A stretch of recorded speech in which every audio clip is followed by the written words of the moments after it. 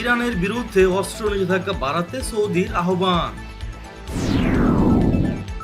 পাক সীমান্তে সেনা বাড়াচ্ছে ভারত, প্রস্তুত কমান্ডো বাহিনী যুদ্ধবিমান। বাংলাদেশে আসছে তুরস্কের অত্যাধুনিক রকেট লঞ্চার। প্রতিরক্ষা মন্ত্রী, গোয়েন্দা প্রধান সহ কাতার যাচ্ছেন এরদোয়ান। লাদাখ সফর স্থগিত করল রাজনাথ। ফরাসি হস্তক্ষেপ প্রত্যাখ্যান করল ইরান। আগ্রাসন বন্ধে এরদোগান, রুহানি ও পুতিনের মধ্যে যৌথ অনলাইন শীর্ষ সম্মেলন অনুষ্ঠিত। সিরিয়ায় যুক্তরাষ্ট্রের নতুন বিমান ঘাঁটি। চীনের সঙ্গে উত্তেজনার মধ্যেই ৩৩ অত্যাধুনিক রুশ যুদ্ধবিমান কিনছে দিল্লি। সামাজিক ও রাজনৈতিক দূরত্ব মেনে চলুন, আইএকে ইরান। হংকংয়ের বাসিন্দাদের ব্রিটেনের নাগরিকত্ব দেওয়া নিয়ে ক্ষেপেছে চীন। চীনের বিরুদ্ধে হঠাৎ বন্ধু সেজে ছুরি মারার অভিযোগ মিয়ানমারে। এবং সবশেষে থাকছে, বিশ্বের সব সংঘাতপূর্ণ এলাকায় যুদ্ধবিরতি পালনের জন্য জাতিসংঘে প্রস্তাব পাস। ইরানের বিরুদ্ধে অস্ত্র নিষেধাজ্ঞা বাড়াতে জাতিসংঘের নিরাপত্তা পরিষদের কাছে দৌড়ঝাঁপ শুরু করেছে সৌদি আরব। জাতিসংঘে নিযুক্ত দেশটির স্থায়ী প্রতিনিধি আবদুল্লাহ আল মৌয়াল্লিমি ইরানের উপর অস্ত্র নিষেধাজ্ঞা বাড়ানোর বিষয়ে নিরাপত্তা পরিষদকে অত্যন্ত সতর্কতার সঙ্গে বিবেচনা করতে আহ্বান জানিয়েছেন। বৃহস্পতিবার আরব নিউজের খবরে বলা হয়েছে, নিরাপত্তা পরিষদের রেজুলেশন অনুযায়ী নিষেধাজ্ঞার মেয়াদ অক্টোবরে শেষ হতে যাচ্ছে, যা 2015 সালে ইরানের সঙ্গে পরমাণু চুক্তি বাস্তবায়নের বিষয়ে সহায়তা করেছিল। আবদুল্লাহ আল মৌয়ালিমি বলেন, সতর্কতার জন্য তেহরানের বিরুদ্ধে নিষেধাজ্ঞা বাড়ানো সঠিক। ইরানের কার্যকলাপের বিষয়ে বিশ্ব সম্প্রদায়ের ন্যূনতম প্রতিক্রিয়া প্রত্যাশা করতে পারি। বুধবার জাতিসংঘের নিরাপত্তা পরিষদের ব্রিফিং এর পর সৌদি প্রতিনিধির এমন মন্তব্য এলো। পূর্ব লাদাখে প্রকৃত নিয়ন্ত্রণ রেখা তথা এলএসি এবং গিলগিট বালতিস্তানে পাক ভারত নিয়ন্ত্রণ রেখা তথা এলওসি, এই দুই দিক থেকে ভারতকে চাপ দেওয়ার জন্য নয়া পরিকল্পনা সাজিয়েছে চীন। কিন্তু চীনা ছকের পাল্টা কৌশলগত পদক্ষেপে অনেকটা এগিয়ে ভারত। ভারতীয় গণমাধ্যমে জানানো হয়, এদিকে প্রকৃত নিয়ন্ত্রণ রেখা স্থল সেনা, মাউন্টেন কমব্যাট ফোর্স ও এয়ার ডিফেন্স সিস্টেমকে শক্তিশালী করে তুলেছে ভারত। অন্যদিকে ওয়েস্টার্ন ফ্রন্টেও সেনার সংখ্যা বাড়াচ্ছে। সূত্রের খবর, এলওসিতে পাক সেনাদের তৎপরতা বাড়ায় সেখানেও কড়া নজর রাখা শুরু করেছে ভারতীয় সেনা ও বিমান বাহিনী। গোয়েন্দা সূত্র বলছে, পাক অধিকৃত কাশ্মীর ও গিলগিট বালতিস্তানে প্রায় 20,000 সেনা মোতায়েন করেছে ইসলামাবাদ। অন্যদিকে পাক অধিকৃত কাশ্মীরে চীনা বিমান সেনার গতিবিধিও লক্ষ্য করা গেছে। সেখান থেকেও চীন হামলা চালাতে পারে বলে এমন সম্ভাবনাও রয়েছে। কূটনৈতিক বিশেষজ্ঞরা বলেছেন, গিলগিট বালতিস্তানে পাক সেনা মোতায়েন করার পরিকল্পনা চীনেরই। লাদাখ সীমান্তে উত্তেজনার আবহে পাকিস্তানের সঙ্গে ছক কষে ভারতের উপর চাপ বাড়াতে নয়া কৌশল নিচ্ছে চীন। বাংলাদেশ সেনাবাহিনীতে মধ্যম পাল্লার আর্টিলারি বহরে শীঘ্রই যুক্ত হতে যাচ্ছে তুরস্কের রকেটসান এর তৈরি T-30 Kasirga multiple rocket launcher system. Bangladesh সেনাবাহিনীর টাইপ বি মধ্যম পাল্লার ক্ষেপণাস্ত্র চাহিদার বিপরীতে তুরস্কের তৈরি এই ক্ষেপণাস্ত্র ব্যবস্থা ক্রয় করছে বাংলাদেশ সেনাবাহিনী। বাংলাদেশ প্রাথমিকভাবে তুরস্কের রকেটসান থেকে মোট 18টি মাল্টিপল রকেট সিস্টেম কিনতে যাচ্ছে, যেখানে স্ট্যান্ডার্ড ফরমেশন অনুসারে এই সিস্টেমটি 6টি ন্যাটো ফরমেশন অথবা 9টি তুর্কি লঞ্চার নিয়ে একটি ব্যাটারি আকারে সাজানো হয়ে থাকে। প্রতিটি ব্যাটারি একসাথে 48টি ক্ষেপণাস্ত্র বহন এবং ফায়ার করতে সক্ষম হবে।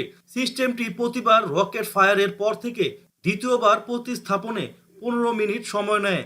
অর্থাৎ প্রথমবার ফায়ারের পর দ্বিতীয়বার পুনরায় ফায়ার সক্ষমতায় আসতে এই সিস্টেম সর্বোচ্চ 20 মিনিট সময় নেবে। করোনা ভাইরাস মহামারী শুরু হওয়ার পর প্রথমবারের মতো বিদেশ সফরে মধ্যপ্রাচ্যের দেশ কাতারে যাচ্ছেন তুরস্কের প্রেসিডেন্ট রিসেপ তাইয়েপ এরদোগান। সফরে কাতারের আমিরের সঙ্গে তুরস্কের প্রেসিডেন্টের বৈঠক করার কথা রয়েছে বলে বৃহস্পতিবার আল জাজিরার এক প্রতিবেদনে জানানো হয়েছে। তুরস্কের যোগাযোগ অধিদপ্তরের এক বিবৃতিতে বলা হয়েছে, ভ্রাতৃপ্রতিম এবং বন্ধুত্বপূর্ণ দুই রাষ্ট্রপ্রধান বৈঠকে আঞ্চলিক এবং আন্তর্জাতিক বিভিন্ন বিষয় নিয়ে মতবিনিময় করবেন। তুরস্কের প্রেসিডেন্টের দিনব্যাপী কাতার সফরে সঙ্গী হিসেবে থাকবেন দেশটির অর্থমন্ত্রী বেরাত আল বাইয়ার, প্রতিরক্ষা মন্ত্রী হুলুসি আকর ও যোগাযোগ অধিদপ্তরের পরিচালক ফাহারেতিন আলতুন, প্রেসিডেন্টের মুখপাত্র ইব্রাহিম কালিন এবং জাতীয় গোয়েন্দা সংস্থার প্রধান হাকান ফিদান। ভারতের প্রতিরক্ষা মন্ত্রী রাজনাথ সিং এর লাদাখ সফর স্থগিত করা হয়েছে। শুক্রবার প্রতিরক্ষা মন্ত্রীর সঙ্গে সফরে যাওয়ার কথা ছিল সেনাপ্রধান মনোজ মুকুন্দ নারাভানের। সেই কর্মসূচি পরিবর্তন করা হয়েছে বলে ভারতের প্রতিরক্ষা মন্ত্রণালয়ের এক শীর্ষ কর্মকর্তার সূত্রে জানানো হয়েছে। তবে পরিবর্তিত সূচি অর্থাৎ কবে প্রতিরক্ষা মন্ত্রী লাদাখ সফরে যাবেন তা জানানো হয়নি। কী কারণে সফরসূচিতে বদল তাও জানায়নি। ইরানের আদালতের রায় সম্পর্কে ফ্রান্সের পররাষ্ট্র মন্ত্রণালয়ের মন্তব্য প্রত্যাখ্যান করে তেহরান বলেছে, এদেশের অভ্যন্তরীণ বিষয়ে বিদেশি হস্তক্ষেপ মেনে নেওয়া হবে না।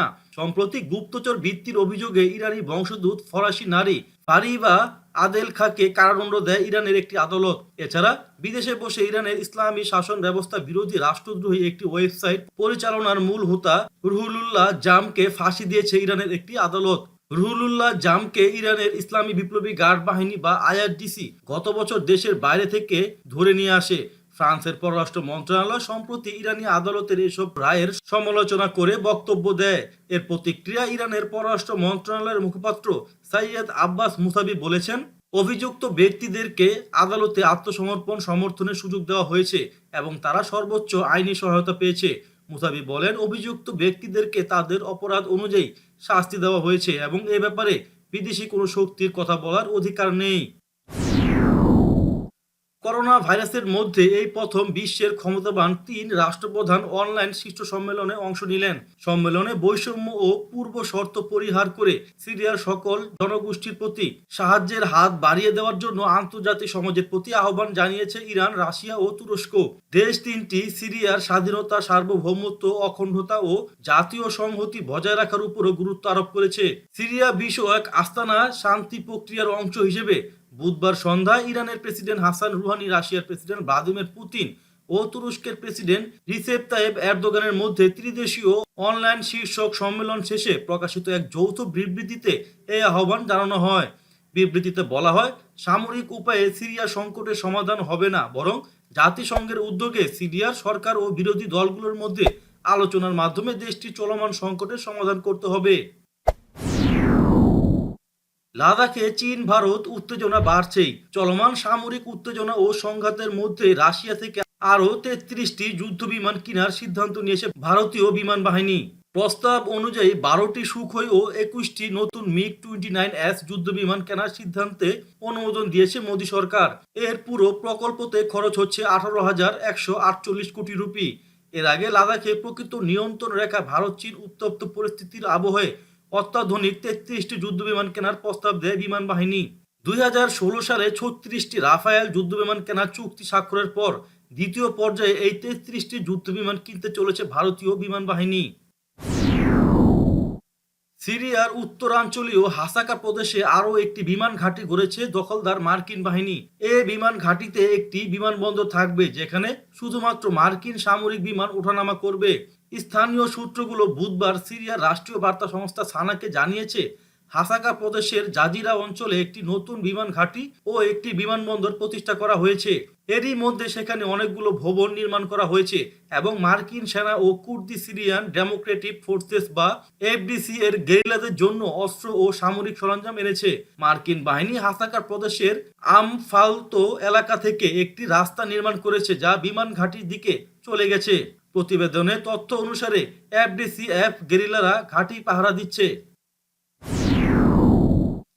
মার্কিন পররাষ্ট্র মন্ত্রণালয়ের ইরান অ্যাকশন গ্রুপের প্রধান ব্রায়ান হুকের সঙ্গে আন্তর্জাতিক আণবিক শক্তি সংস্থা বা আইএইএ এর মহাপরিচালক রাফায়েল গ্রোসির সাক্ষাতের তীব্র সমালোচনা করেছে ইরান। রাফায়েল গ্রোসিকে কটাক্ষ করে ইরানের উপ পররাষ্ট্রমন্ত্রী সাইয়েদ আব্বাস আরকচি বলেছেন, আপনার উচিত সামাজিক দূরত্বের পাশাপাশি রাজনৈতিক দূরত্বও মেনে চলা। আরকচি আইএইএ এর প্রধানকে নিরপেক্ষতা ও পেশাদারিত্ব বজায় রাখার আহ্বান জানান। হুকের সঙ্গে গ্রোসির সাক্ষাতের যে ছবি প্রকাশিত হয়েছে তাতে দুই কর্মকর্তাকে কাছাকাছি দাঁড়িয়ে কথা বলতে দেখা গেছে।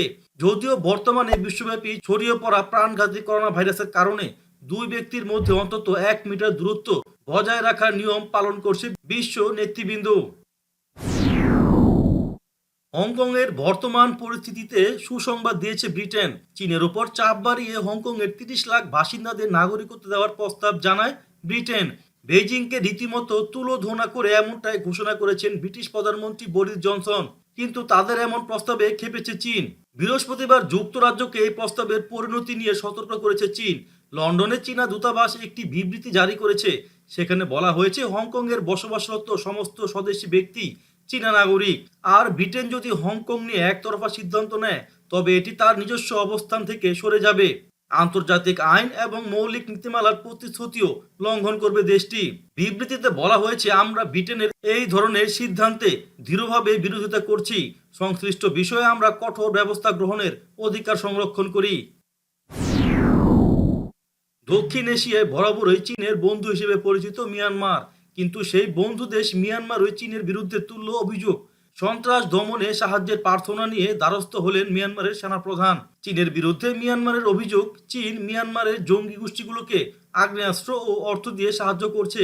সম্প্রতি রাশিয়ার একটি টিভি চ্যানেলে সাক্ষাৎকার দিয়েছিলেন মিয়ানমারের সিনিয়র জেনারেল মিন আং হুল উইং। তিনি বলেছেন, দেশের সক্রিয় সন্ত্রাসবাদী সংগঠনগুলির পেছনে রয়েছে একটি শক্তিশালী সেনাবাহিনী। আর সেই শক্তিশালী সেনাবাহিনীর উদাহরণ দিতে গিয়ে তিনি টেনে নিয়ে এসেছেন চীনের প্রসঙ্গ। মহামারী আকারে ছড়িয়ে পড়া করোনা ভাইরাস মোকাবেলা করার জন্য বিশ্বের সব সংঘাত এবং গোলযোগপূর্ণ এলাকায় অবিলম্বে যুদ্ধবিরতি পালনের জন্য জাতিসংঘের নিরাপত্তা পরিষদ সর্বসম্মতিক্রমে একটি প্রস্তাব পাশ করেছে। গত কয়েক মাস ধরে চলা আলোচনার পর গত বুধবার পাশ হওয়া প্রস্তাবে সংঘাতে লিপ্ত সব পক্ষকে অবিলম্বে আগামী অন্তত 90 দিনের জন্য মানবিক যুদ্ধবিরতি পালন করতে আহ্বান জানানো হয়েছে। মহামারী করোনা ভাইরাসের প্রাদুর্ভাবের সময় মানবিক সহায়তা যাতে নিরাপদে সরবরাহ করা যায় সেজন্য এই যুদ্ধবিরতি পালনের কথা বলা হয়েছে। ফ্রান্স এবং তিউনিসিয়ার মধ্যে উত্থাপিত এই খসড়া প্রস্তাবে বিশ্বের সংঘাতপূর্ণ এলাকায়, বিশেষ করে সিরিয়া, ইয়েমেন, সুদান ও কঙ্গোতে অবিলম্বে যুদ্ধবিরতি পালনের আহ্বান জানানো হয়েছে। তবে উগ্র তাকফিরি গোষ্ঠী দায়েশ এবং আন্তর্জাতিক সন্ত্রাসী সংগঠন আল কায়েদার বিরুদ্ধে সামরিক অভিযানের ক্ষেত্রে প্রস্তাব কার্যকর হবে না।